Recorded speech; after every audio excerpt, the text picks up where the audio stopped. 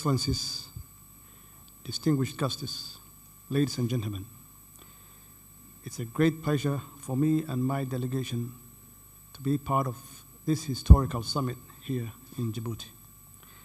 Let me take this opportunity to thank my older brother, His Excellency Ismail Omar Gele, for the warm welcome and hospitality accorded to me and my delegation.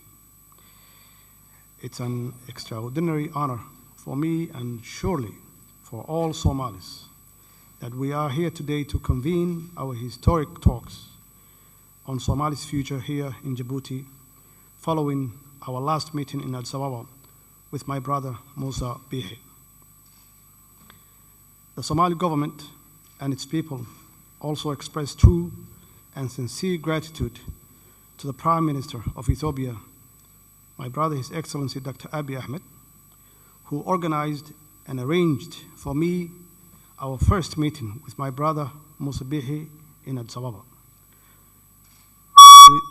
We thank you, Dr. Abiy, for your support and commitment on resuming the talks between the two parties. Let me also extend my gratitude to the most senior diplomat, the United States Ambassador to Somalia, His Excellency Donald Yamamoto, for his role and commitment to ensure these historical talks to take place here in Djibouti. He really worked hard, day in and day out, to make sure that this conference finally come to fruition.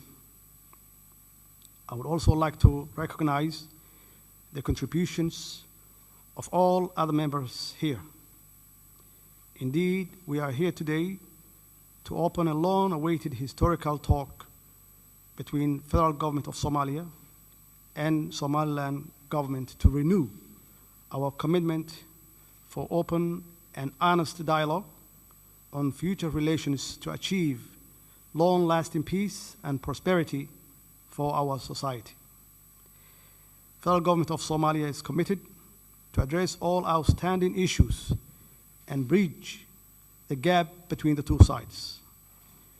It was 20 years ago today when the historic Arta conference was held here in Djibouti, following 10 years of civil war in Somalia, and several unsuccessful reconciliation processes took place in the region.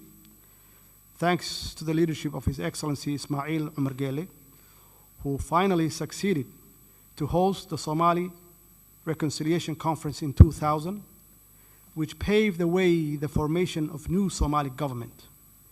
Now, again, we are here, and we thank you, my brother Gele, for hosting similar dialogue after 20 years, which we are all grateful for, and it is indeed another historic epic in the making, which require us to have the necessary courage and determination to take advantage of your tireless effort to help us.